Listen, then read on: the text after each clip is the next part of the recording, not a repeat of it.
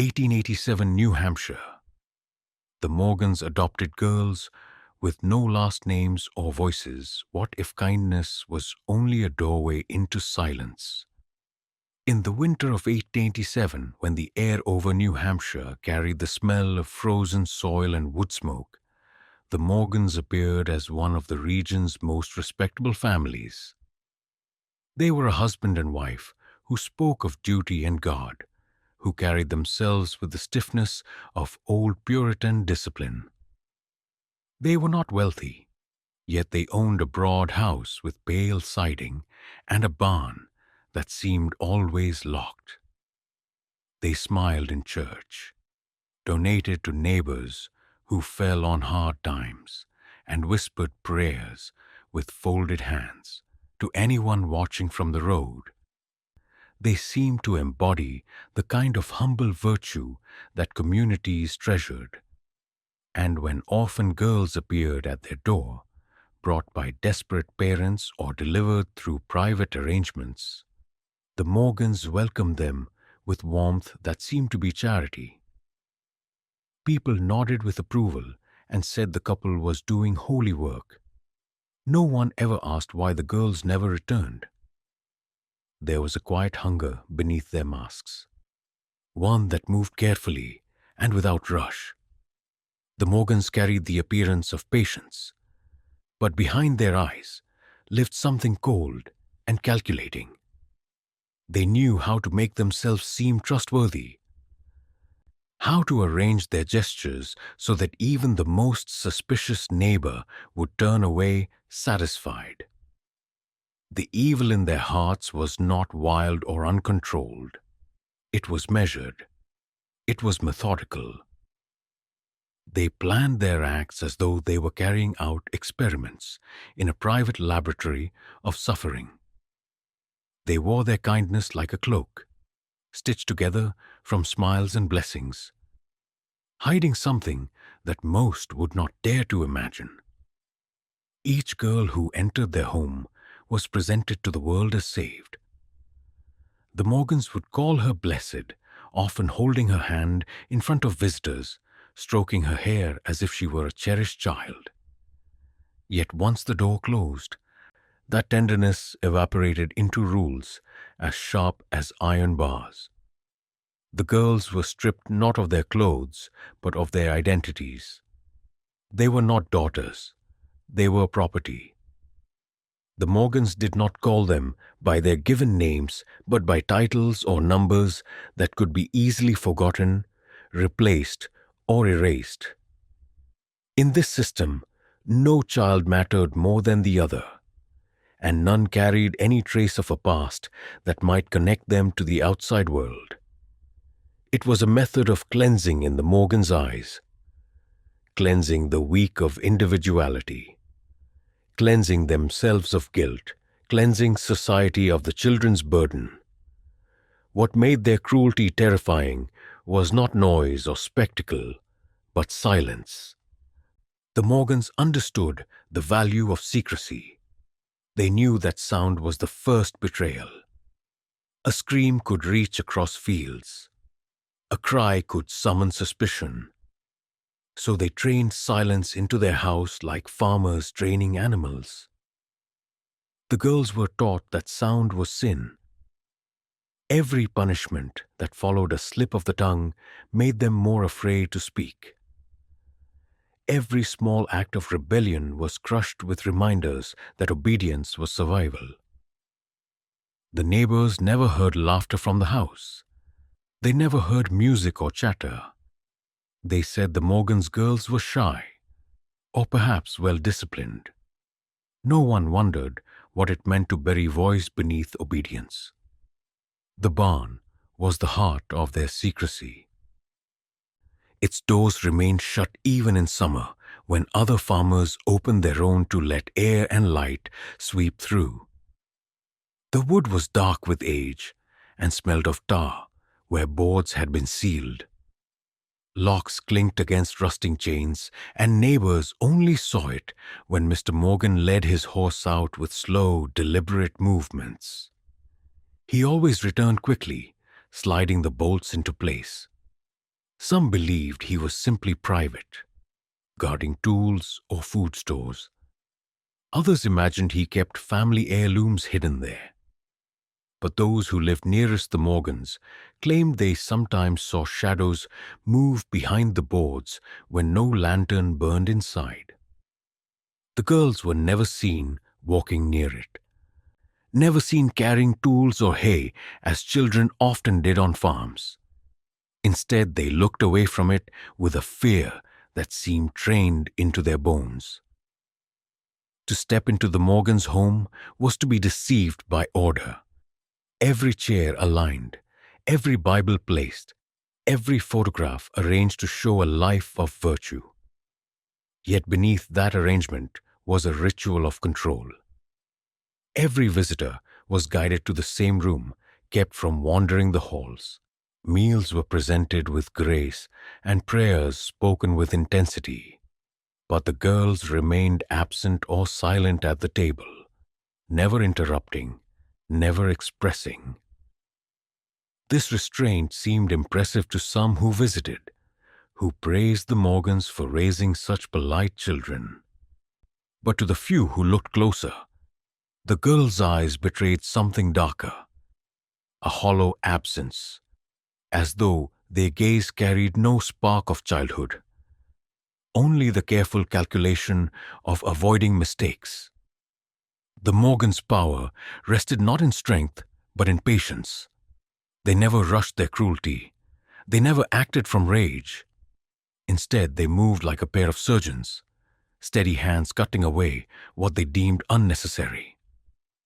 Their evil was not reckless. It was organized, built on rituals they repeated until the house itself seemed soaked in them. The girls lived not in a home, but in an experiment where their voices, names, and wills were carved away piece by piece.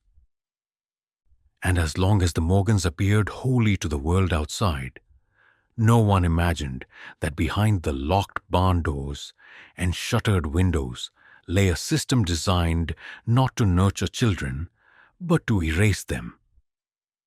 This was the mask of innocence, one polished for the community, one displayed at church, one whispered in sermons and woven into prayers. But masks do not last forever. Cracks spread quietly, and beneath those cracks, the true face waits. The Morgans' true nature was not kindness. It was a hunger for control, a need to play God with those who could not fight back. And every new girl who crossed their threshold brought them one step closer to the terrible truth that silence itself can be used as a weapon, sharper than any blade. The story of the Morgans does not begin with fire or discovery. It begins with smiles that looked holy, hands that looked gentle, and doors that closed with the sound of finality. It begins with a question that still haunts history. How many lives can be erased before anyone notices they are gone? The Morgan estate stood at the bend of Stillwater Road, where the land sloped gently toward the river, and the trees grew close enough to shadow the lane in summer. To the casual traveler, it looked like a simple New England farmhouse, painted white against the dark woods. The siding was clean, the roof sharp, and the shutters always closed tight.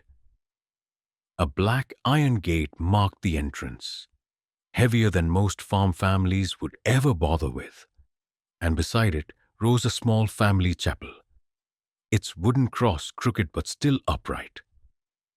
On Sundays, the Morgans walked there in silence, hands folded, faces set in rigid devotion.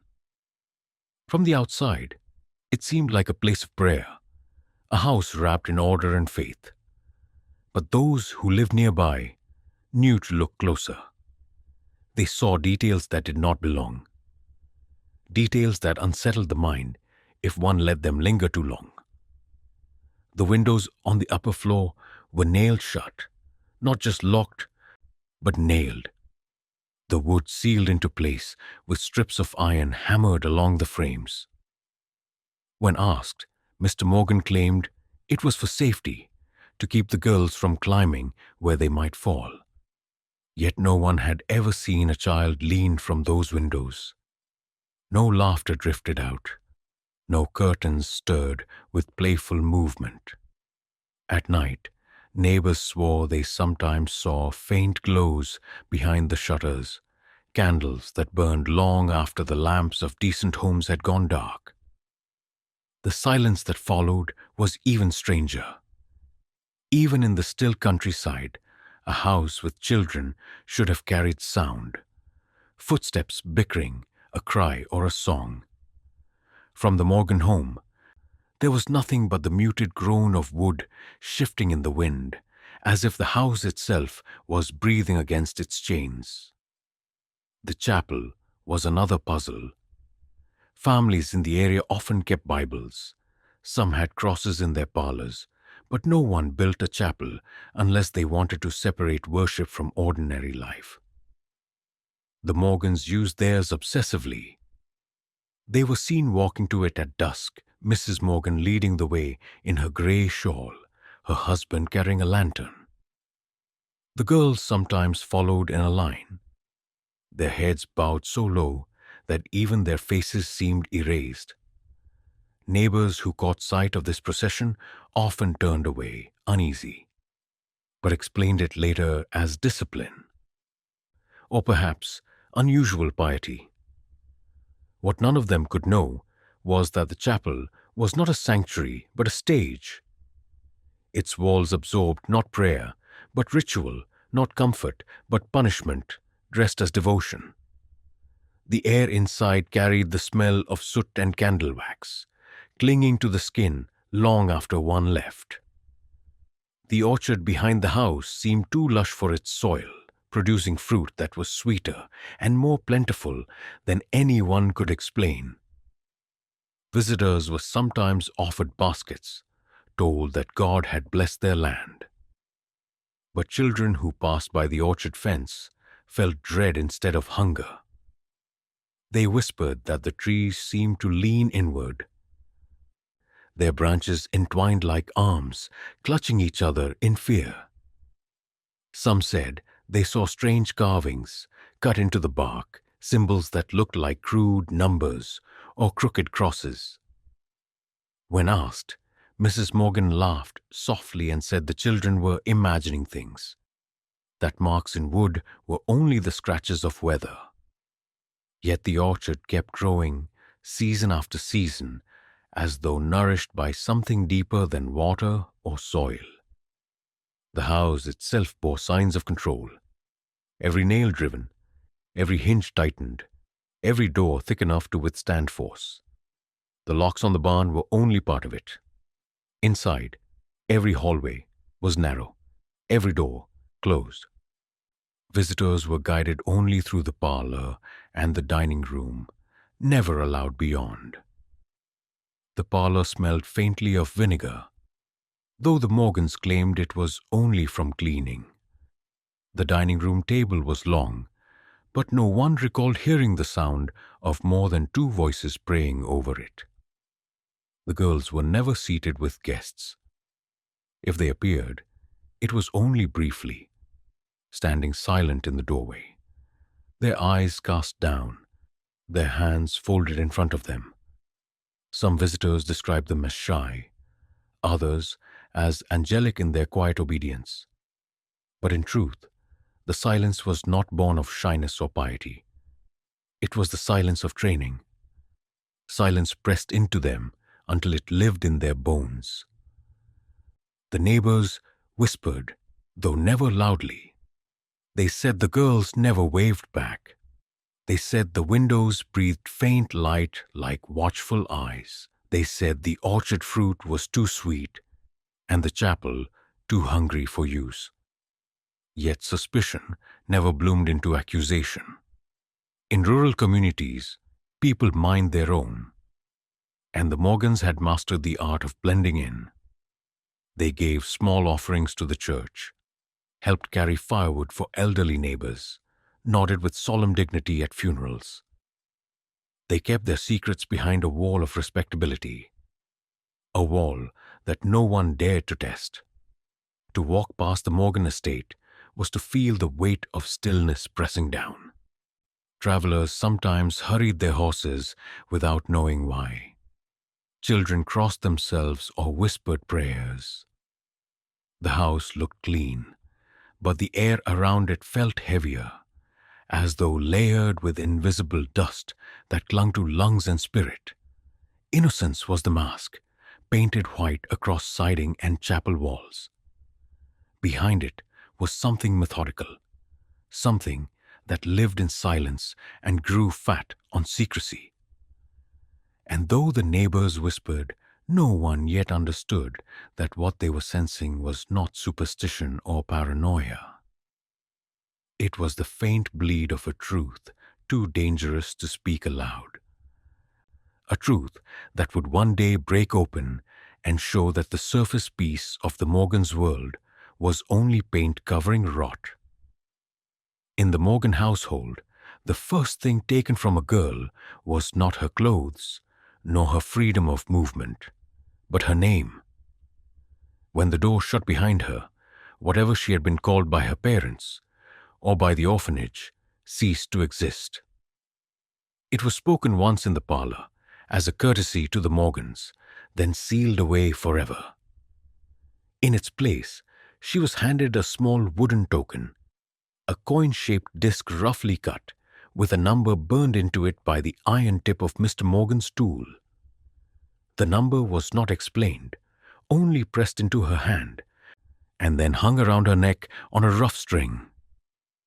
This was how she would be known, not as Mary or Ruth or Anna, only as 6 or 7 or 8. The numbering rose and fell over the years, depending on how many children occupied the house at once and how many were no longer there. The tokens carried weight beyond wood.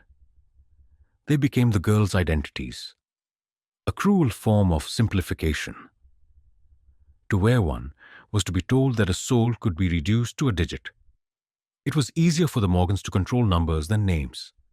A name carried memory, a family history, a trace of individuality. A number could be exchanged, erased, forgotten.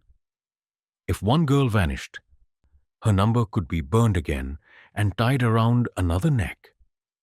The system was efficient, almost bureaucratic in its cruelty, and it allowed the Morgans to strip away humanity without the mess of emotion. When neighbors asked about a girl by name, the Morgans would smile coldly and say, "She's no longer with us, but others have come." There was no need to remember who had been buried beneath the orchard, so long as another number filled her place at the table. The act of numbering was not done casually. Mrs. Morgan treated it like a ritual. She insisted that each girl kneel before her, while Mr. Morgan carved the disc and burned the number into its surface. The smell of scorched wood filled the air, sharp and choking, as if marking flesh instead of pine. The girl would be forced to watch, her hands folded in her lap, while the tool seared the identity she would carry from that day forward. The moment the string was tied around her neck, she was told to forget her name. To speak it again was sin. To dream of it was rebellion. The weight of the token, light though it was, grew heavier each day until it seemed to press into the bone of her chest. For the Morgans, this was more than control. It was a philosophy. They believed that names carried pride, and pride was the root of disobedience. If the children were to be remade, they must be emptied first. Mr. Morgan kept a ledger where he wrote down only the numbers, never the names. He measured their height, weight, and behavior in columns like entries of livestock. He seemed pleased by the neatness of it, the way human lives could be reduced to figures and scratches of ink. Mrs. Morgan called it order. She told the girls that numbers were pure, without the corruption of memory or blood. But the truth was simpler. Numbers were easier to erase. The effect on the children was devastating. Without names, they began to lose the sense of who they had once been. The youngest forgot first, the memories of their families fading into shadows that felt like dreams. The older ones clung to fragments, whispering their names in the dark when they dared, holding them like forbidden treasures. But the punishments for speaking them were brutal. A girl caught saying her own name was forced to kneel in the chapel, her tongue pressed with salt until it bled. A reminder that names carried poison. The others watched and learned. Soon even whispers vanished. The house grew quieter still. This erasure was not only psychological. The Morgans understood the power of symbols. They burned the tokens each time a girl died, feeding them into the chapel's fire. The ashes were mixed into the soil of the orchard, where the trees grew heavy with fruit. The girls who remained knew this, for they had seen the smoke, smelled the sweet, sick burn of pine, and watched Mrs. Morgan scatter the dark dust with her pale hands. In this way, the numbers themselves were consumed, recycled back into the soil, as though the very identity of the dead had been eaten by the land.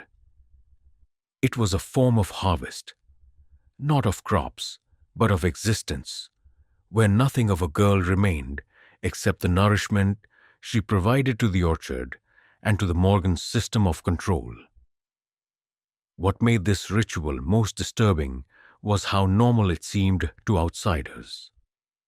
When neighbors asked why the girls wore tokens, Mrs. Morgan explained gently that it was to protect them, to keep track of so many young souls, to ensure none were lost. She said names invited strangers, while numbers gave privacy. The neighbors nodded, relieved by the calm explanation, and turned away.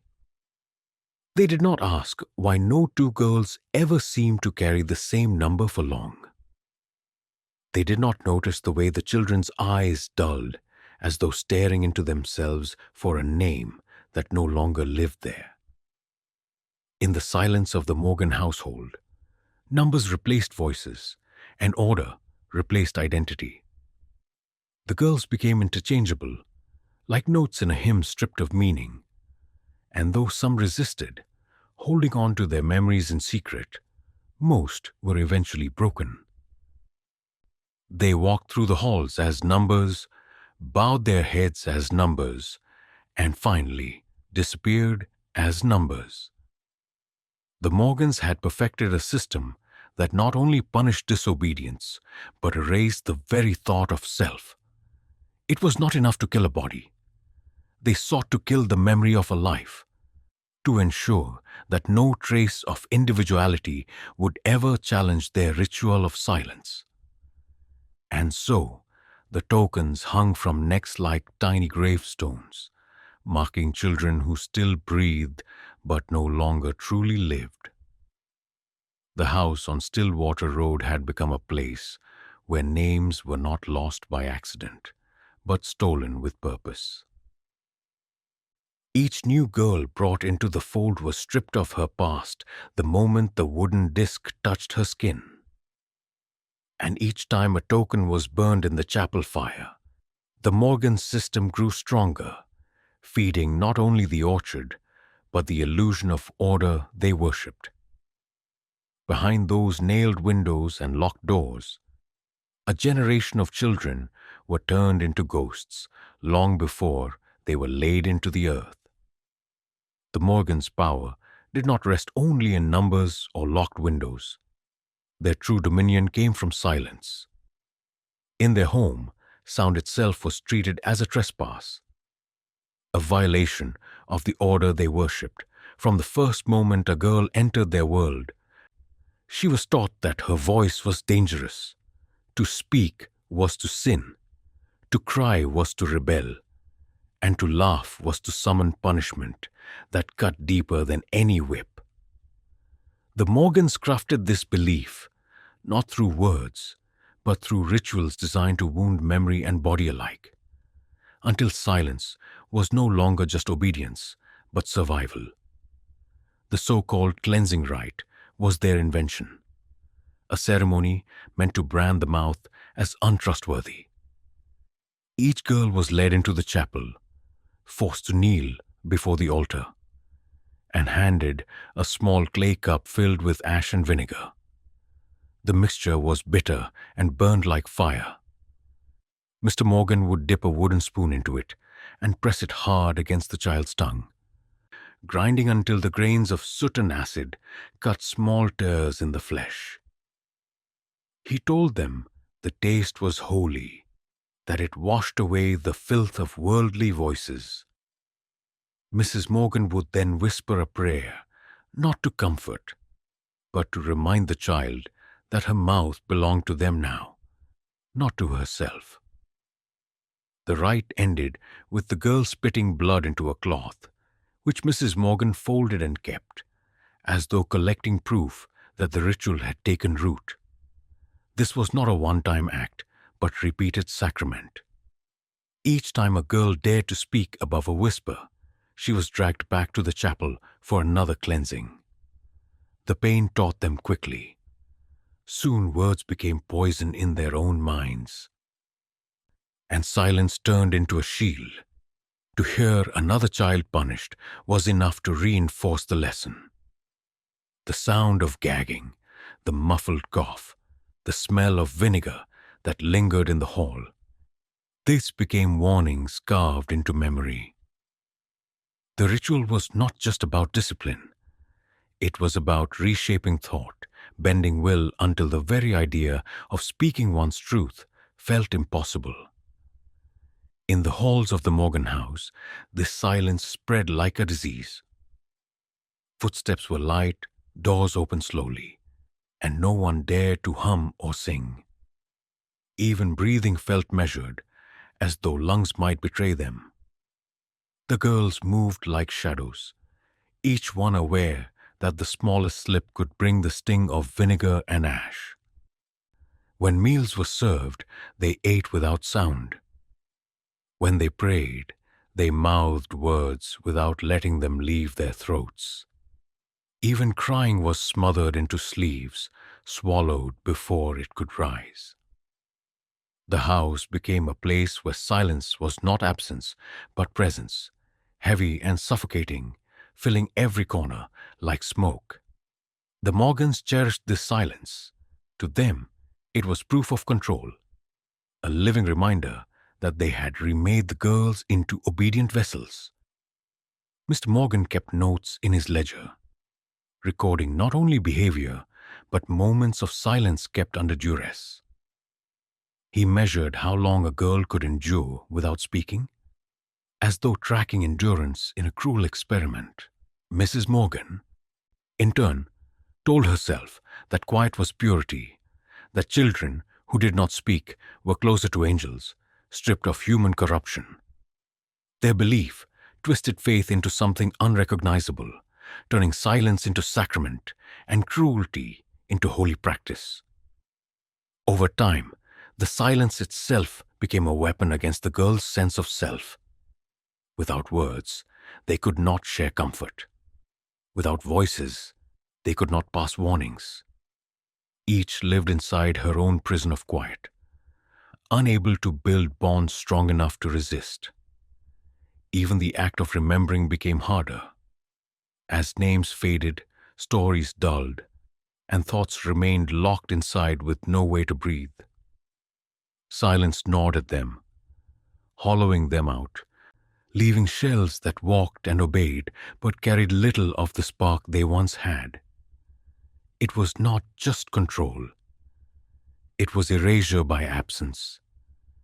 There were moments when the silence turned unbearable, when the house itself seemed to mock them with creaks of wood and the rustle of wind against nailed shutters. The absence of laughter, the lack of any childlike noise, made those sounds grotesque. A floorboard groan could sound like a cry. The swing of the gate in the wind could feel like a wail, yet no human voice ever answered. The silence made the house uncanny, stripped of humanity, a stage for ritual cruelty disguised as discipline. The Morgans used this to their advantage. Visitors were always greeted with quiet children, standing docile, their eyes lowered. Neighbors praised their manners, calling them well-behaved.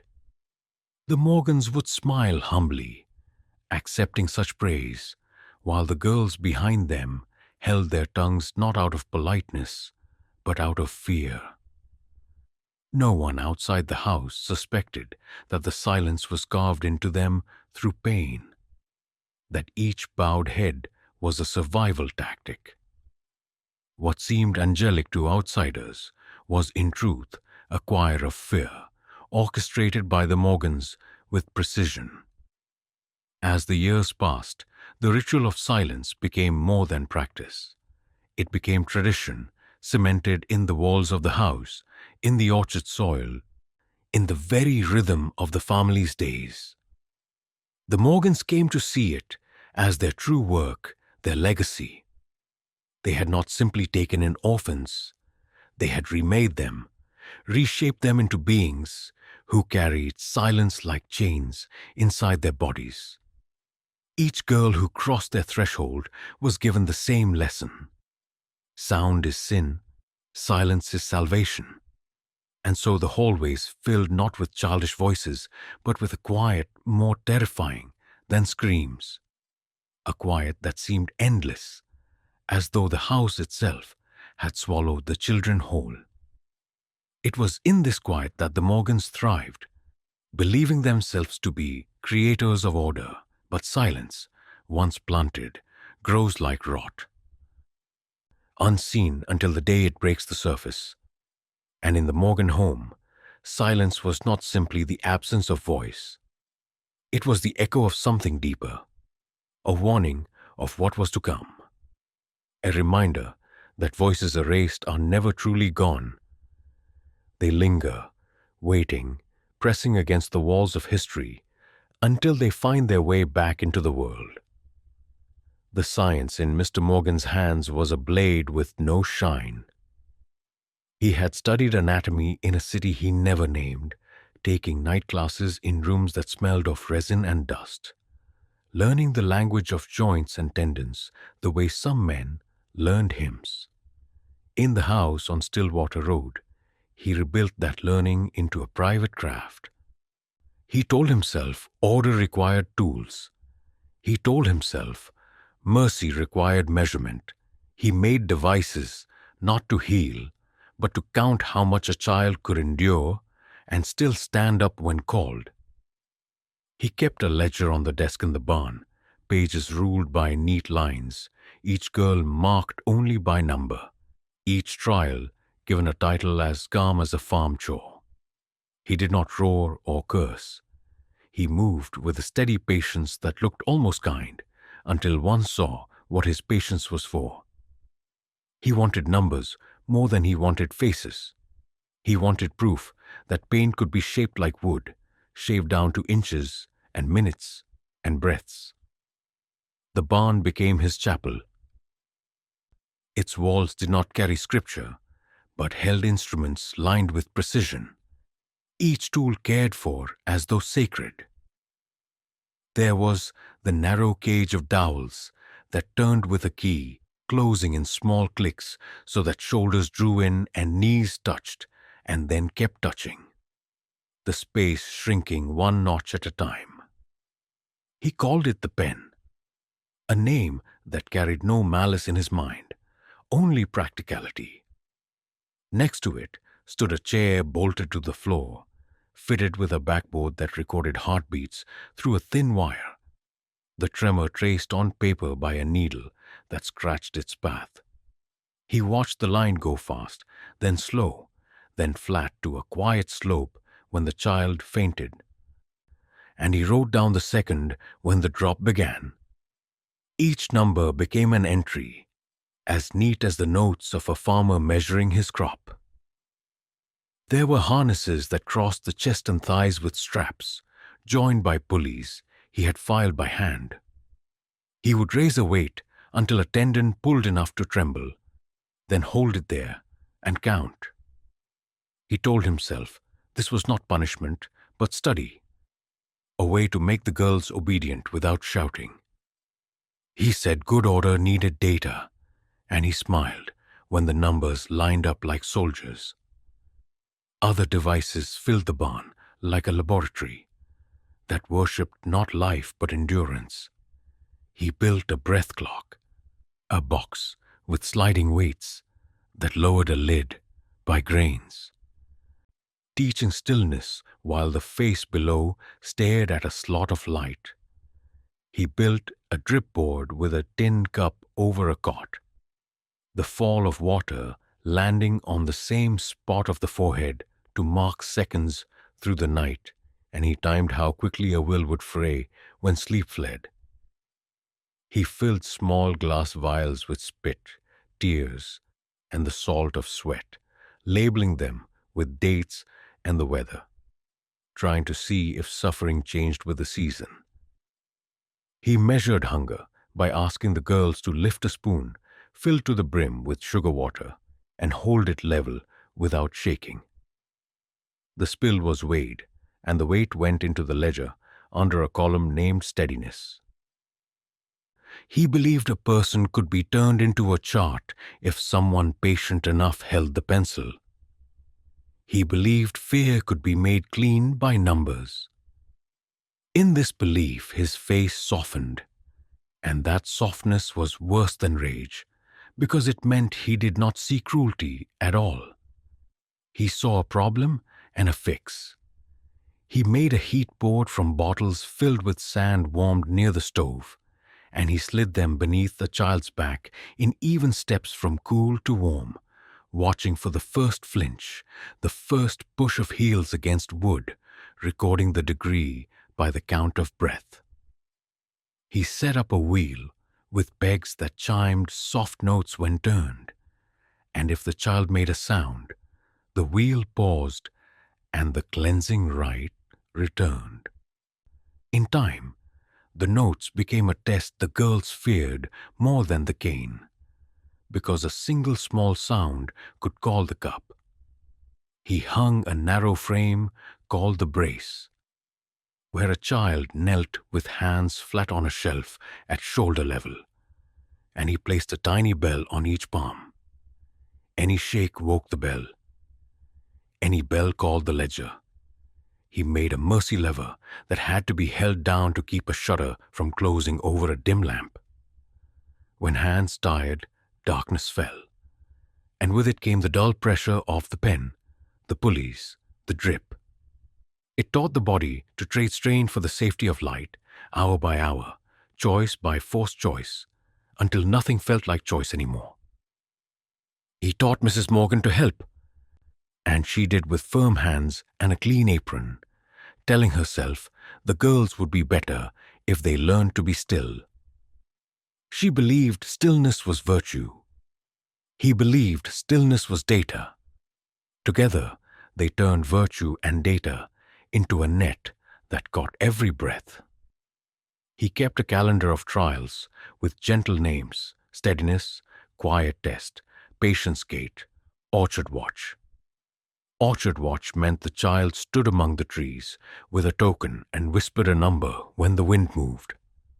Not a name, never a name, while he recorded how many times the wind blew before she forgot to answer. He pretended the trees needed count as much as the girls did. He did not call what he did torture. He called it proof. Yet in the house, the signs of harm spread like cold through floorboards. The girls moved with guarded steps, not from bruises shown, but from fear learned, the kind that hides in the muscles and tells a child to hold the spoon, hold the lever, hold the breath, do not let the bell sing. The ledger thickened, the columns filled. He sharpened pencils with care. He compared numbers across months and drew little conclusions in the margins. He wrote that certain hours made a body weaker, that fasting after prayer led to quicker surrender, that rain made the pulse climb, that winter quieted the heart faster than heat. He smiled at the patterns and slept well. In his mind, he was gardener, watchman, doctor, priest. He harvested order. He watched over souls. He cured the wildness he said lived in children without names. He gave thanks in the chapel for the clarity of his work, and when he turned the key of the pen, he did it with the calm of a man closing a drawer.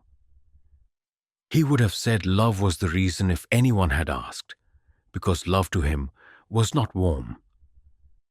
It was a tool that kept the world in lines. He kept the barn clean as a ward, washed the straps, aired the cushions, folded the cloths from the cleansing rite into a chest, each one a silent record that did not need ink. In this place, the air beat with small sounds that were not voices. The click of a latch, the scrape of pencil, the faint chime of a peg wheel, the whisper of sand in warm bottles. The girls learned those sounds the way other children learn music. They learned what each sound meant and what it demanded. And in time, the barn taught them a deeper lesson, that the line between study and worship can vanish when a man believes his own hands are the answer to every question. When he opened the ledger to plan the next trial, the day moved forward with the quiet certainty of a machine. And the house lived by that rhythm, ticking toward a future when numbers would tell a story no one outside would want to read. A story that pressed on without mercy into the next room, the next season, the next chapter. And the orchard waited with its sweet fruit and its deeper roots, holding secrets that the ledger could count but never confess. In the Morgan house, punishment was never only about pain. Pain ended too quickly. Bruises faded, cuts closed, and screams could be silenced by exhaustion. The Morgans wanted more than obedience. They wanted to reach into the softest part of a child's being, the place where trust and comfort lived, and turn it against them. They understood that affection was a hunger, that children who had lost families clung to any hand that reached out, any word that sounded kind. And so they built their punishments from false tenderness, crafting lessons where kindness became the knife, where comfort carried the poison. When a girl disobeyed, she was not beaten in the yard where neighbors might notice. She was guided into the barn or the chapel, spoken to in calm tones, told that this was a lesson meant for her own good. The first layer of punishment was isolation.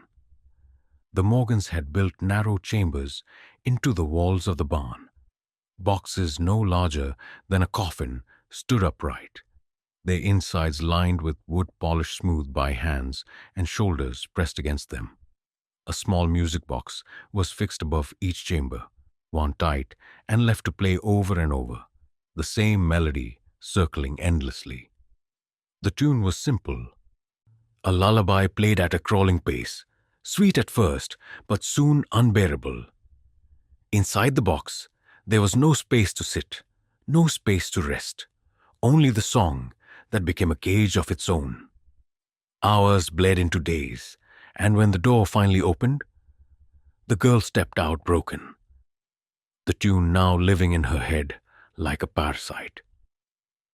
She walked the halls afterward with her lips pressed shut, terrified not of pain, but of the return of that false melody, the sound that made her feel that her mind was dissolving. Other punishments carried a different cruelty, one wrapped in the imitation of care. Mrs. Morgan kept dolls that she called the children's companions. At first glance, they were simple rag shapes. But closer inspection revealed details too grotesque to be dismissed. The dolls were stuffed with hair cut from the heads of girls who had died, stitched into bundles and crammed inside the cloth. Some carried teeth set into stitched mouths like pearls embedded in cloth gums. To the Morgans, this was not macabre but symbolic. They told the living girls that each doll carried the memory of those who had been returned to God, and it was their duty to care for them. A girl who disobeyed was handed one of these dolls and forced to carry it, feed it, dress it, whisper prayers over it before sleep. She was told to love it as though it were her sister, to never let it leave her side. Over time, the line between punishment and comfort blurred, and the children began to dread the dolls as though they were cursed. To hold one was to feel the dead pressed into the living, a reminder that disobedience never truly ended but clung forever in cloth and stitch. The Morgans twisted affection further still. They understood that neglected children yearned for praise, so they used it sparingly, sharpening it into a blade. A girl who followed every rule was invited into the parlor, seated on Mrs. Morgan's lap, and stroked gently while Mr. Morgan wrote notes in his ledger. To an outsider, it would look like maternal care. But the girl knew that any slip, even a tremor, in her hands, would send her back to the music box chamber or the dolls. Affection became a test, one that carried dread instead of warmth. Praise was never free. It was bait, drawing the girls into dependency, so that the smallest withdrawal felt like death. They learned to crave the smallest smile from Mrs. Morgan, to obey blindly for a pat on the hair, for a moment's peace before the punishment returned. Even their rituals of prayer were warped into lessons of cruelty. The girls were made to kneel in the chapel for hours, each one holding hands with another, forming a circle. If one child shifted, the others were pulled into punishment as well. This bred resentment and fear, making them see each other as traps instead of allies. Mrs. Morgan would whisper that love meant holding each other still, that disobedience poisoned not just one, but all. In this way, affection was turned into surveillance, companionship into chains. The very thing that should have bound them together now tore them apart. The Morgans harvested more than obedience. They harvested dependency. A girl could no longer tell if the hand on her shoulder was meant to comfort or to mark her for punishment. The line blurred until she learned to accept both as the same. This confusion was the Morgans' goal. They wanted the children to forget that love and cruelty were different. If the mind forgot, the body would obey without question. It was a system designed not just to control, but to erase the very concept of safety. Every small kindness was poisoned, every gesture of care sharpened, until the girls no longer sought affection at all. They became shells, moving through halls where the sound of the music boxes seemed to linger even when silent, where the stitched mouths of the dolls seemed to whisper from the corners, where love itself had been hollowed out and filled with terror. The neighbors who glimpsed the children saw only politeness. They saw girls who walked in line, heads bowed, hands folded. They did not see the way each hand trembled at the sight of Mrs. Morgan's apron, the way each child flinched when a music box tune drifted from the parlor shelf. They did not know that the orchard fruit was offered in the same baskets that once held the dolls, that the sweetness came with the same rot. The Morgans wore their masks of holy caretakers, and the world outside believed. But inside, kindness had become the cruelest punishment of all. and affection had been remade into a trap from which no child could escape.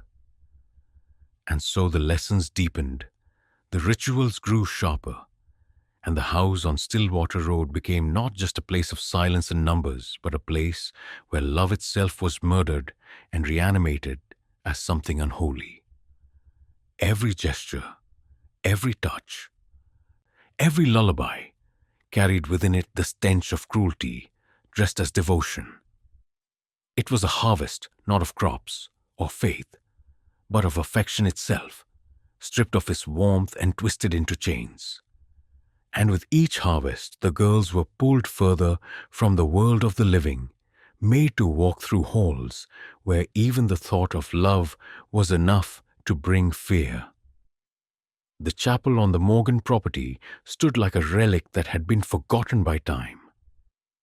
Its roof sloped low, its boards darkened with soot, and its windows were covered with a film of grime that let no light through cleanly.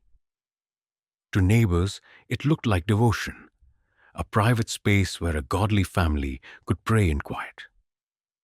To the children inside, it was the heart of their torment. It was the place where Mrs. Morgan's voice carried more weight than any hymn, where her hands shaped rituals that dressed cruelty as holiness. She called the children angels in waiting. She said their suffering was a path to purity. And each time the chapel doors closed, the girls stepped into a ceremony designed not to save them, but to grind the last sparks of resistance into dust. The rituals began with dressing. Mrs. Morgan kept a trunk of white gowns, all sewn by her hand, all cut the same, plain, sleeveless reaching to the floor. When a ritual was announced, each girl was forced to strip and step into a gown. The gowns were always too loose, made deliberately so that the children seemed smaller, swallowed by cloth, more ghost than living body. The white fabric carried the smell of lye, harsh and bitter, and sometimes faint stains of old soot still clung to the seams. When the girls were dressed, Mrs. Morgan led them in silence into the chapel, their bare feet whispering against the floor. The building smelled of wax and char, as though every corner had been bathed in fire long ago and never aired out. Inside, the girls were bound to pews with rough straps. Each child sat upright, arms pulled tight against the wood, their white gowns glowing faintly in the dim lantern light. At the front of the chapel, the altar stood bare, except for a tin basin filled with black soot. Mrs. Morgan prepared it by burning old hymnals, tearing their pages out one by one and feeding them into a brazier until the words of praise turned into flakes of ash. She scooped the soot with her bare hands, letting it sift between her fingers, and whispered that this was sacred dust, the remains of songs too pure for this earth. She told the children that only through this dust could they become angels. The baptism was slow and deliberate. Mrs. Morgan walked down each row, her shawl draped over her shoulders like a priestess, her hands blackened from ash. She pressed soot into the children's skin, across their faces, down their arms, into their hair. She rubbed it until it mixed with sweat, until the white gowns turned gray, until the children coughed from the dust that hung in the air. She spoke softly as she worked, calling them her silent choir, her angels waiting for wings. Each word sounded tender, but the touch was violent, grinding ash into pores until it burned like grit under the skin. The children were told to close their eyes and accept it. Those who opened their mouths to protest were punished with more soot pressed onto their tongues, choking them with the taste of charred paper. The ritual did not end with ash alone. Once every child was blackened, Mrs. Morgan lit the brazier again, and dropped in scraps of hair collected from the girls themselves, swept from combs and floors. The burning filled the room with a sickly sweet smoke that coated the throat. She told the children that this was their sacrifice, a piece of themselves offered to heaven. Bound to the pews, the girls had no choice but to inhale it, tears streaking lines down their ash-covered cheeks. Their bodies trembled, but no sound left their throats. The silence was total, broken only by the hiss of burning hair and the shuffle of Mrs. Morgan's feet on the boards. What made the ritual more devastating than the soot or the smoke was the way Mrs. Morgan framed it. She never called it punishment. She called it baptism, purification, devotion. She told the children that heaven demanded suffering, that to be silent was to be holy. She said they were being prepared, shaped into angels who could rise above sin. She forced them to see their pain not as cruelty, but as destiny. This twisted faith bound them tighter than the straps on their arms. They began to believe that the soot was not filth but blessing, that their silence was not fear but sacred duty. It was a manipulation so complete that even as their bodies rebelled, their minds faltered, unsure if they should resist or surrender. The soot became a mark of belonging. After each ritual, the girls were released from the pews and sent back to the house still covered in grey. They were not allowed to wash until the next day, forced to sleep with the grit in their hair, their sheets turning dark with residue. The dust clung to their nails, their lashes, their skin, making them smell of burnt paper and smoke. When neighbors saw them through windows, they thought the girls were simply dirty from chores. But inside the house, the soot was a badge, a reminder that their bodies no longer belonged to themselves. They belonged to the ritual, to Mrs. Morgan, to the endless promise of becoming angels that never arrived. In time, the children began to dread the white gowns even more than the barn devices or the music boxes. The gowns meant the chapel.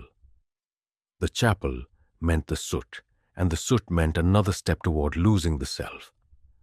They learned to move carefully, to obey without question, hoping to avoid the call to baptism. But the rituals came whether disobedience happened or not. Mrs. Morgan claimed heaven set the schedule, and when the brazier was lit, there was no escape. The children understood then that purity was not something earned or lost. It was a sentence, one carried out again and again until silence itself became the only refuge. The chapel grew thick with residue.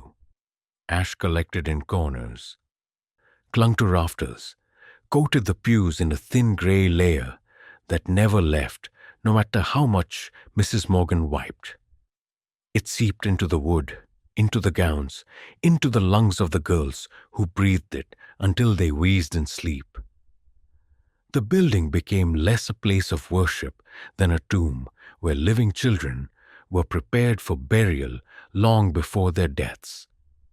And yet the Morgans treated it as holy ground, stepping inside with reverence, crossing themselves with soot instead of water, bowing before the brazier as though it were an altar of light instead of fire. To the outside world, the chapel was proof of the Morgans' piety.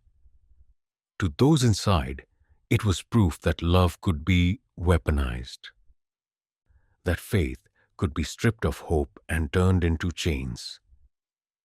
Each ritual carved the lesson deeper. Silence is salvation. Suffering is holy. Obedience is the only path. The soot entered the body, but it was the idea behind it that burned deepest, reshaping the children until they no longer saw themselves as human at all, but as unfinished creatures waiting for wings they knew would never come. And so, the rituals continued, each one binding the children tighter to the lie, each one feeding the orchard with smoke and ash, each one erasing voices until the silence became as endless as the dust. The chapel was not only a place of worship, it was the furnace in which the Morgans forged their angels, burning away names, voices, and hope, leaving behind only shadows clothed in white gowns stained gray. The disappearances never came all at once. They were slow, measured, and methodical, like the careful pruning of a garden. A girl would be there 1 week, moving through the halls with her head lowered, her token resting against her chest. And then she would be gone. No sound of farewell, no witness to departure, only an absence that settled over the others like a shadow. The Morgans never explained. When a child asked where her companion had gone, Mrs. Morgan would answer softly that she had been returned to God. Her work on earth complete. To question further was to invite punishment. And so, the girls learned to swallow their grief in silence, to look away from the empty places, to accept that anyone could vanish without warning. The orchard became the burial ground, though the word burial was never spoken aloud. At night, when the moon slid through branches like pale knives, Mr. Morgan carried shovels into the rows of trees. Sometimes he was followed by Mrs. Morgan, holding a lantern with its light shrouded by cloth, so that only a faint glow marked their path.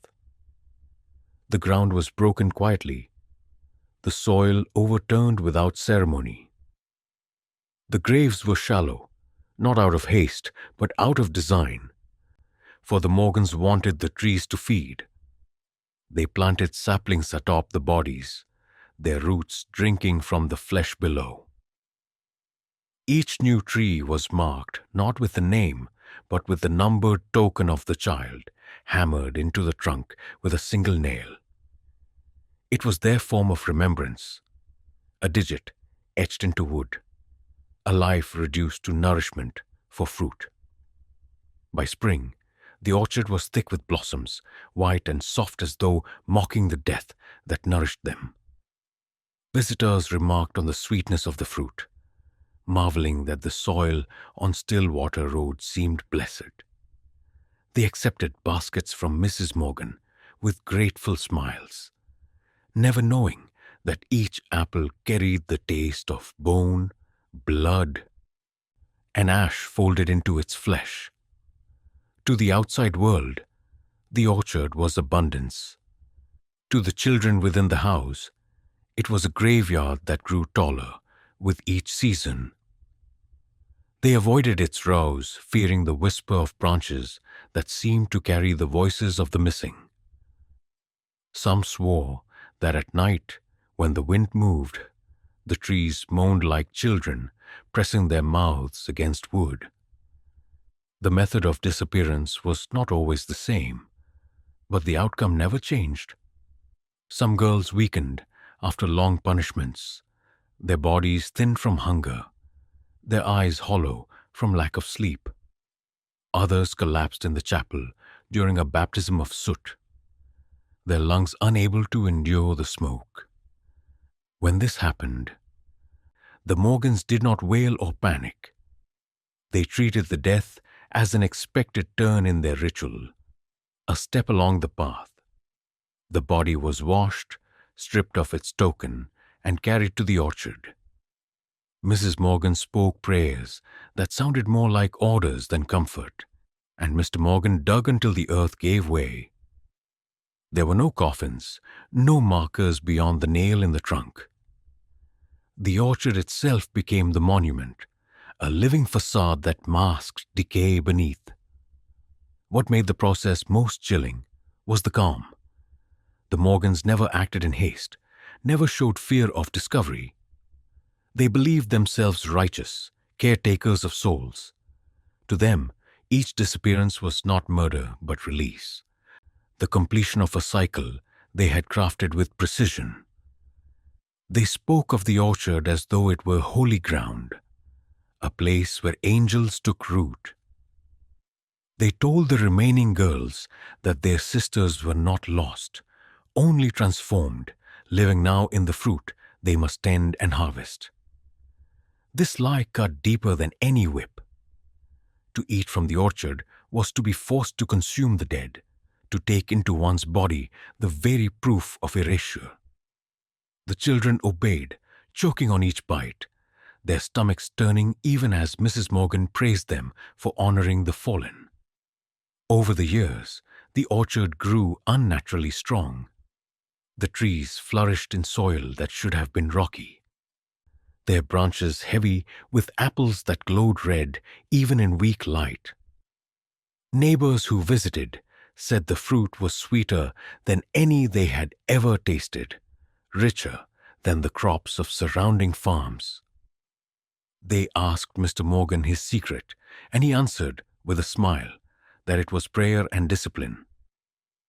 They nodded, never daring to question further, though some whispered that the land on Stillwater Road had something uncanny about it, something that did not belong. They did not know that the sweetness they praised was bought with the slow disappearance of children, one after another vanishing into roots and branches until the orchard itself became the true face of the Morgan home. Inside the house, the disappearances shaped the living as much as the dead. The girls began to walk with the weight of doom pressing on their shoulders. They knew that any misstep might end with their token nailed into a trunk. Each time someone vanished, fear thickened, binding them tighter to silence and obedience. They did not speak of the missing, for to speak was to invite suspicion. They did not cry aloud, for tears could draw punishment. Instead, they carried their grief like stone inside their chests, heavy and crushing, until even the memory of those lost began to fade. This was the Morgans' truest cruelty, not just to kill the body, but to erase the memory, to make the survivors complicit in silence. Mr. Morgan's ledger reflected the disappearances with chilling simplicity. Where once a column of numbers stood, a line would appear through an entry, marking it closed. No explanation, no description, only the quiet strike of pencil. Beside it, he sometimes noted the day the tree was planted, as though the death was only part of the harvest. His ledger grew thick with these marks, each one the echo of a life stolen, reduced to a figure in a book that no one outside the house would ever read. The orchard stood as the final mask of innocence. To neighbors it was a symbol of prosperity, to the Morgans a symbol of control, and to the children a map of despair. Each nail driven into bark was a warning, each token hammered in place a reminder that the house did not keep its daughters forever. It consumed them, it planted them, it replaced them, and the cycle continued without end, feeding both the soil and the false image of the Morgans as caretakers of lost souls. The girls who remained knew the truth but had no power to break it. They passed the orchard with eyes lowered, feeling the weight of those buried beneath. They touched their tokens and wondered when their own would be stripped from their necks and hammered into bark. They learned to move quietly, to cling to obedience, to pray that their number would not be next. Yet deep inside, each knew the truth. In the Morgan house, disappearance was not chance. It was certainty. And so the orchard grew, row upon row, its fruit sweet with death, its branches heavy with silence, its roots tangled with bones. It was the graveyard that never looked like one, the memorial no one outside the house would ever name. And within its shade, the Morgans walked as if through a garden of their own creation, believing themselves holy, blind to the rot beneath their feet, convinced that each tree was proof of their godliness rather than their crimes. In the autumn of 1892, a traveling minister passed through the valley of Stillwater Road, a man named Reverend Alden.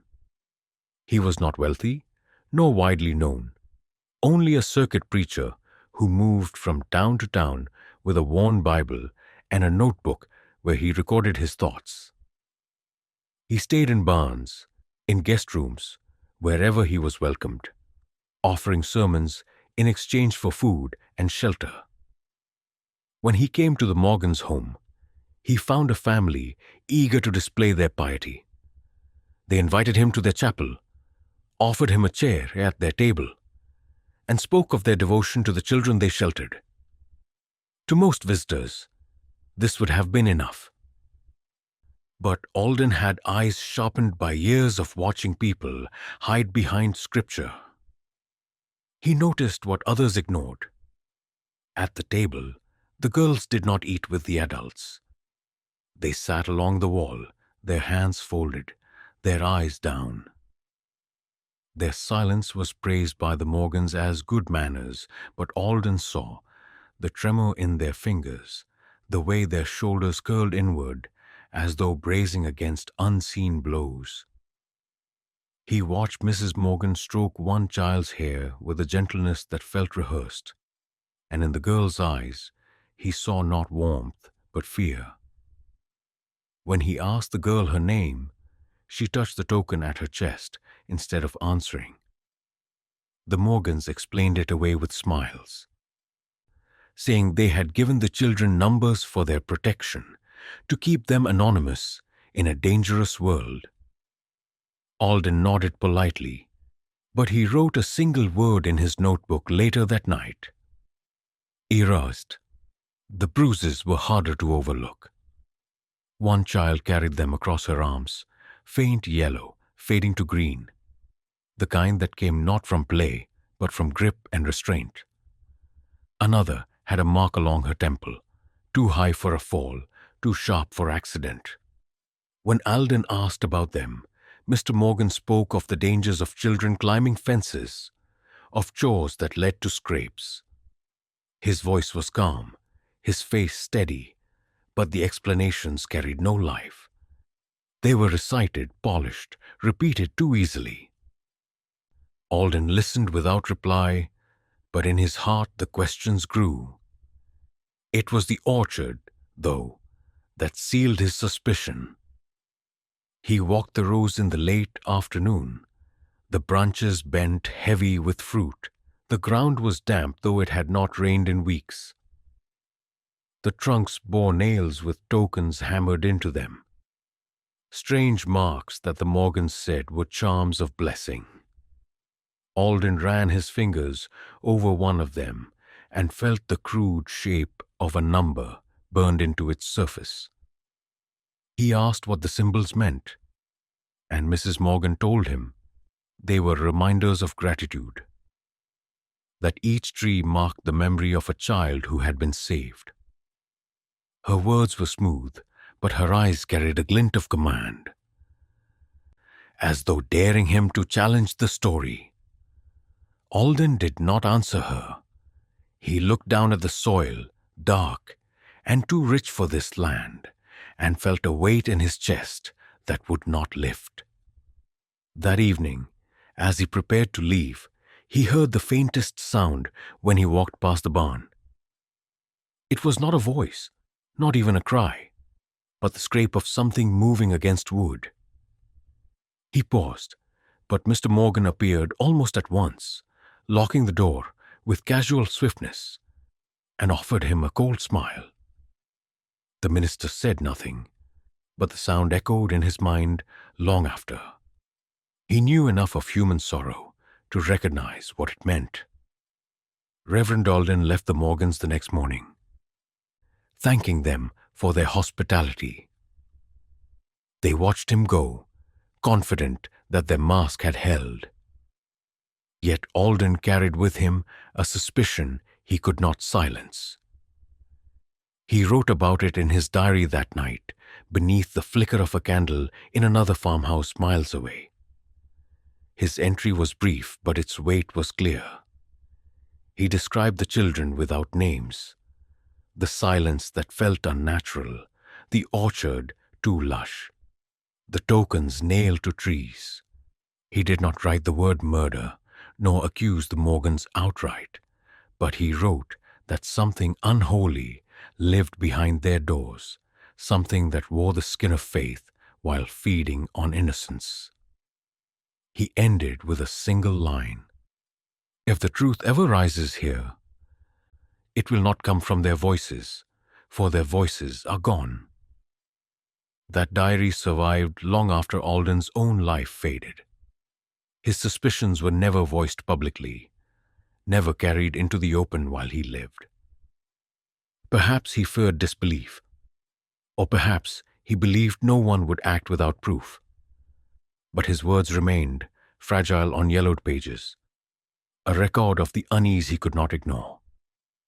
And though his voice was small, a whisper against the silence of the Morgan house, it was the first mark left by an outsider who saw what lay beneath the paint and prayers. The Morgans continued their rituals, confident that no visitor could pierce the mask.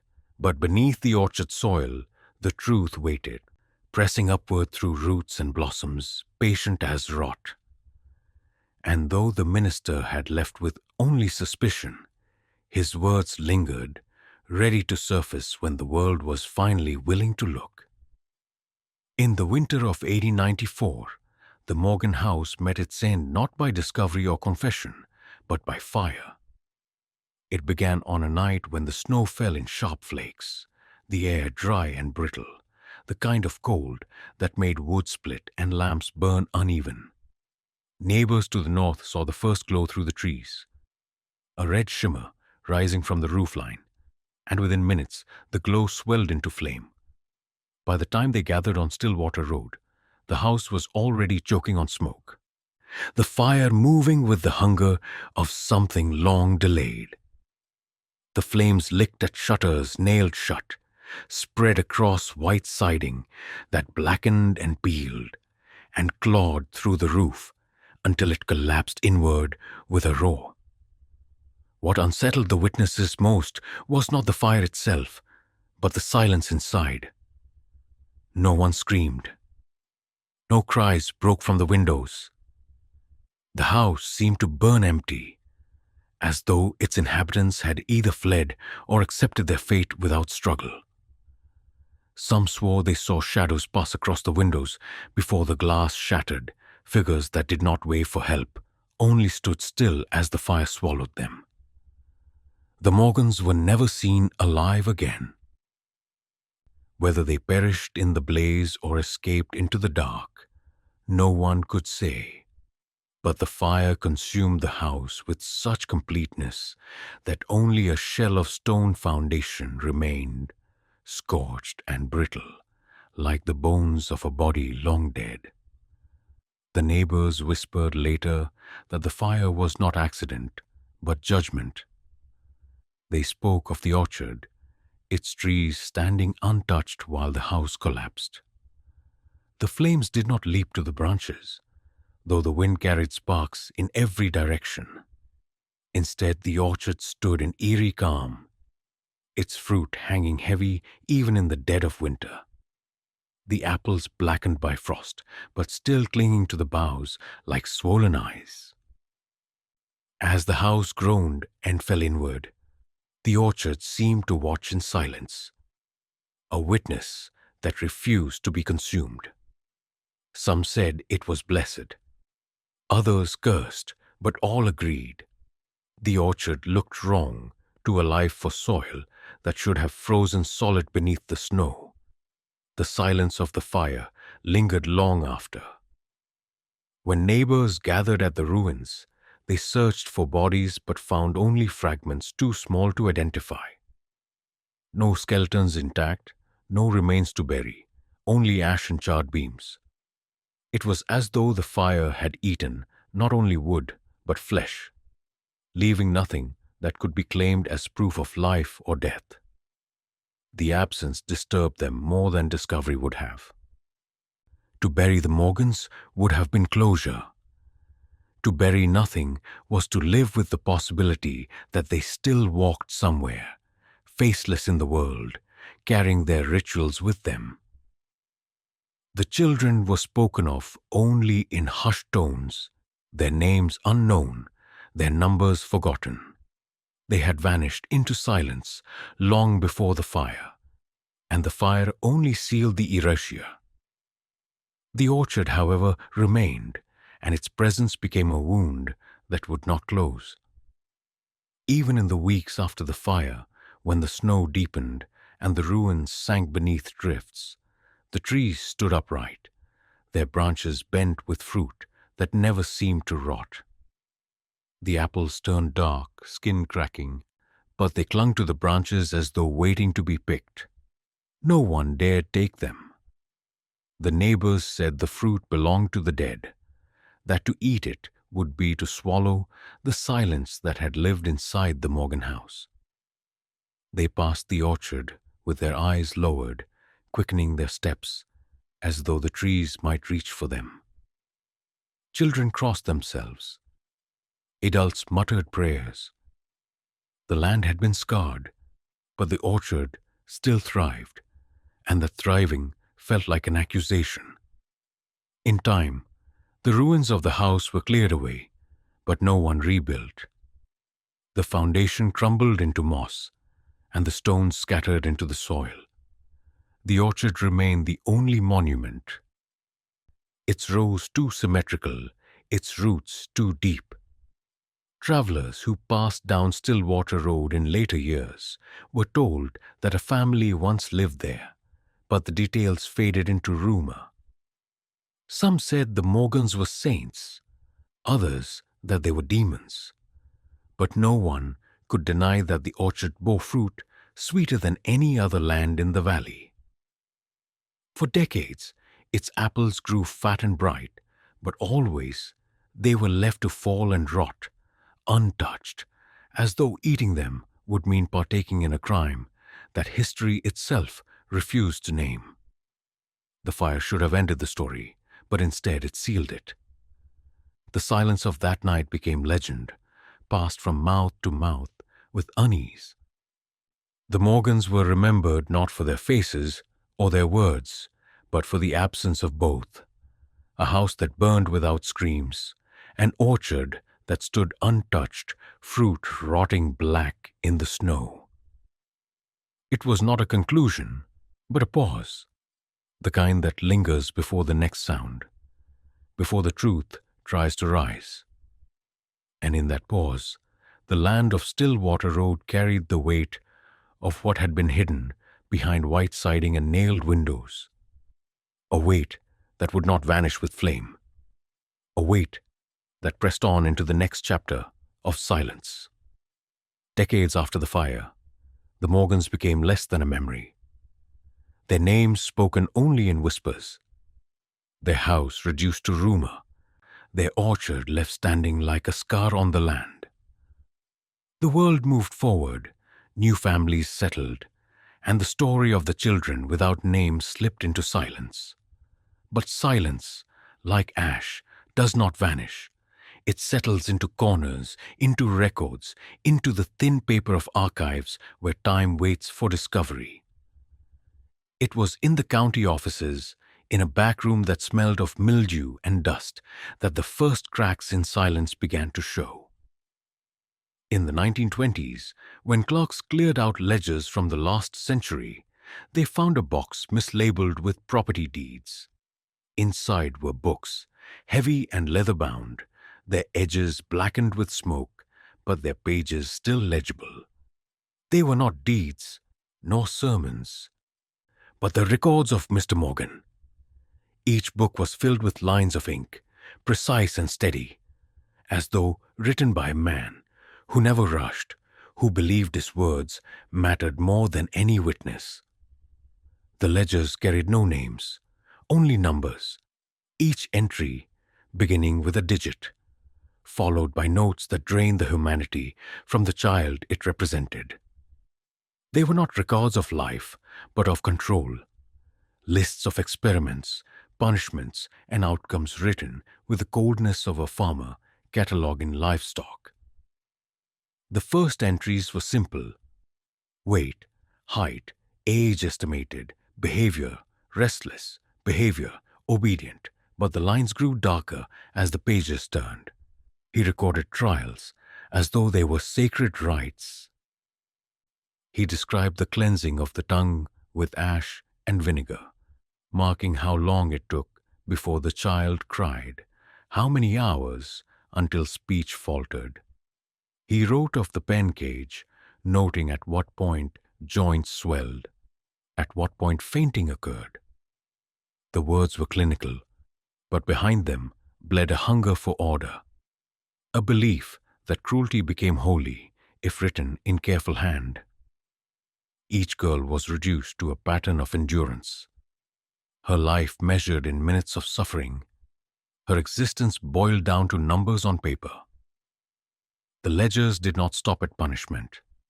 They carried receipts, transactions from orphanages and poorhouses, signatures of men who sold children for coin, dates, amounts, initials.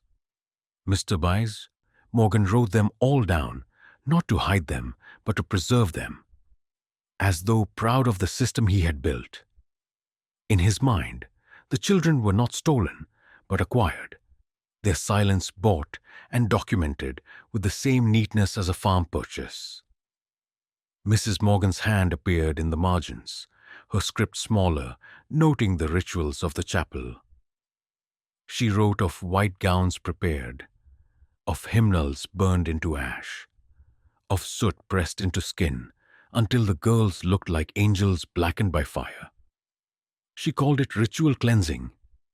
She called it necessary. Together their writings revealed a philosophy: cruelty not as accident, not as madness, but as method. They believed they were building something greater, a structure of silence and obedience, an orchard of souls harvested for order. Most haunting were the end dates. Each entry carried a final line, sometimes months after the first, sometimes years, always marked the same way: return to God. Mr. Morgan never used the word death. He used the language of release, as though the orchard was heaven itself. Beneath the phrase, he sometimes added a note: tree planted, token hammered, ashes scattered. The numbers stopped there. No continuation, no memory. Just an end date and the soil above a shallow grave. Page after page, the pattern repeated. A cycle of acquisition, control, erasure, and burial, until the books became not ledgers, but mass graves written in ink. When the ledgers were first uncovered, the clerks did not understand their weight. They skimmed the pages, muttered about strange practices of the past, and set them aside. It was only when a historian sorting through the archives years later read them closely that the full horror surfaced. He saw the receipts. He saw the rituals. He saw the numbers marked with end dates like tombstones pressed into paper. He felt the silence in the pages, as though the children themselves had been trapped between them. He wrote in his own notes that the Morgans had not only committed cruelty, they had documented it, preserved it, ensured that their system lived even after their house had burned. The revelation spread quietly at first, in whispers among archivists, in articles buried deep in local newspapers. But the more the ledgers were examined, the clearer the picture became. The Morgans had not been caretakers, nor saints, nor even simple abusers.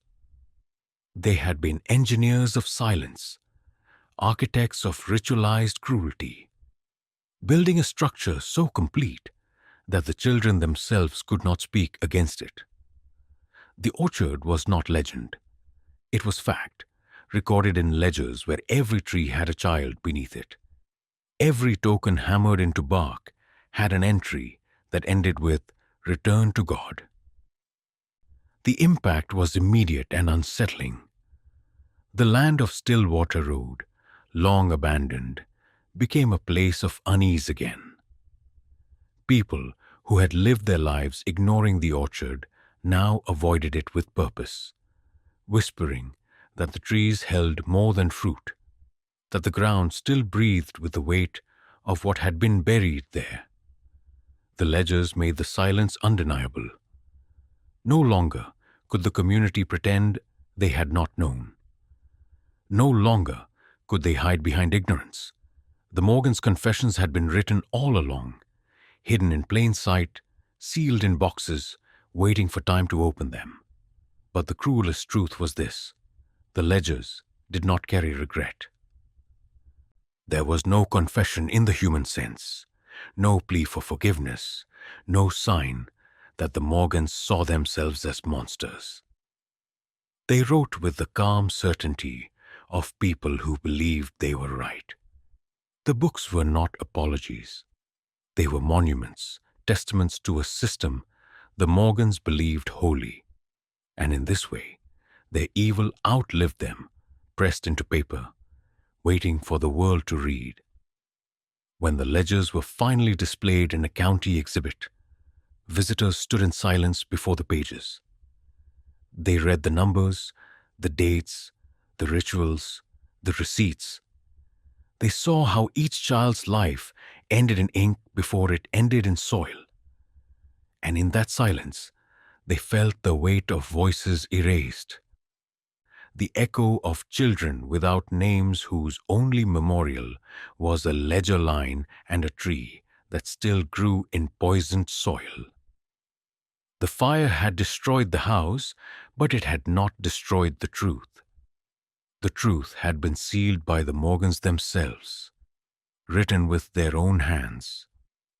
A confession so methodical that it felt colder than the fire that consumed their home. And as the ledgers spread into public knowledge, the silence that had once bound the children finally began to break, whispering through history that what had been erased could still be found, that even the most careful mask of holiness could not hold forever against the weight of paper and ink. The orchard did not survive forever. Years of storms tore at its branches, years of frost split its bark, and decades of unease kept its fruit from being touched. By the middle of the 20th century, the land was finally cleared, the trees cut down one by one, their roots exposed like bones pulled from soil. Some protested the destruction, whispering that it was dangerous to disturb what had grown from graves. But the county pressed forward, eager to erase the symbol of what had been uncovered in the ledgers.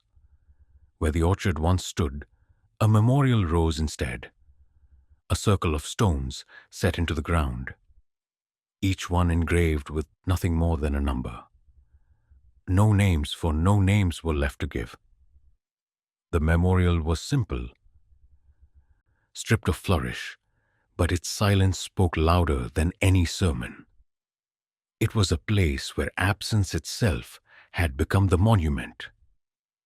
Families came from across New England to stand before the circle. Some claimed to be descendants of the lost, tracing faint lines of blood back to children who had vanished into the Morgans' care. Others came only out of duty, sensing that the land carried a weight that belonged to everyone. They brought flowers, which they laid carefully beside the numbered stones, though the wind often carried them away. On certain nights, candles were lit, their flames bending against the air, small points of light scattered like eyes. People stood in quiet prayer, but no hymns were sung, no speeches given. The silence was kept, not out of obedience to the Morgans, but out of respect for the children whose voices had been stolen. The revelations from the ledgers did more than scar one county. They shook the very structure of how orphaned children were seen. For the first time, lawmakers began to speak openly about regulation, about oversight, about the danger of private homes left unchecked. The whispers of the Morgan case reached lawmakers in Boston, then spread further. By the 1930s, stricter laws were passed that limited how children could be adopted, demanded inspections of orphanages, and required names to be recorded and preserved, never to be replaced with numbers. Each reform was quiet, bureaucratic, a line of policy written in ink, but beneath it, the ghost of Stillwater Road lingered, unseen but always present, reminding lawmakers that children could vanish when silence was allowed to reign. Yet even as the laws changed, the philosophy of the Morgans did not vanish. It lingered like ash in the corners of society, finding new forms, new disguises, the belief that control could be hidden beneath duty, the belief that cruelty could be dressed as order, the belief that silence itself was the sharpest weapon. The Morgans were not the only ones to wield such tools, only the ones whose mask had been broken by accident. Schools, institutions, homes for the unwanted, each carried echoes of the same philosophy, whispers of the same thought that obedience was worth more than humanity, that records could erase, that silence could protect those who harmed. The orchard was cut down, but the roots of its logic spread far wider than New Hampshire soil. The memorial became both reminder and warning. Children visited with their teachers, standing in the circle of numbered stones as guides told the story in careful words. They were told not the details of devices or rituals, but the broader truth, that evil had lived in plain sight, disguised as kindness, shielded by silence. Some children asked why no one stopped it sooner, why neighbors ignored the bruises, why visitors turned away.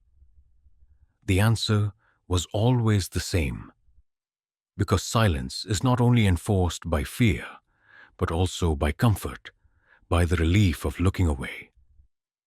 Evil had not hidden in shadows, it had hidden in plain daylight, wearing white siding and a chapel veil, asking no one to question too deeply. The philosophy of the Morgans became a study in itself, dissected by scholars, written about in journals, spoken of in hushed academic tones.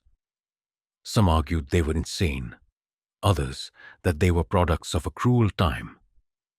But the ledgers told the truer story, that they were deliberate, methodical. Convinced of their own righteousness, their cruelty was not chaos, but structure.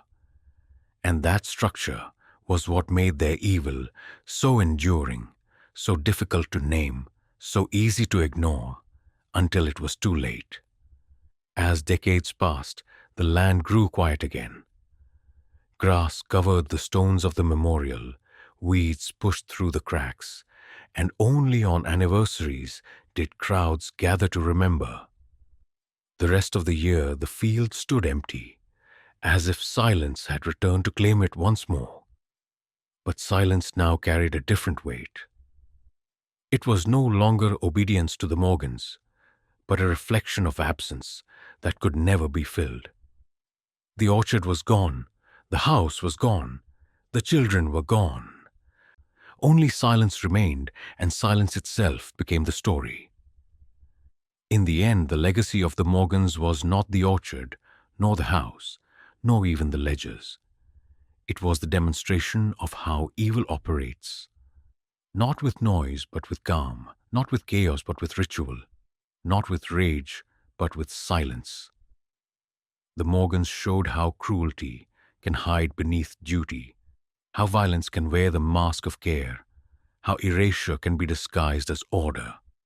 And the most haunting truth was not that they existed, but that they thrived for years, because no one dared to look too closely.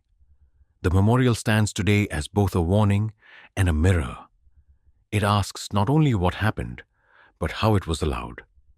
It forces the question that lingers in every visitor's mind as they walk away down the narrow road that once led to white siding and nailed windows. What do we fail to see now, in our own time, because it is easier to believe in masks than to question what lies behind them? The Morgans are gone.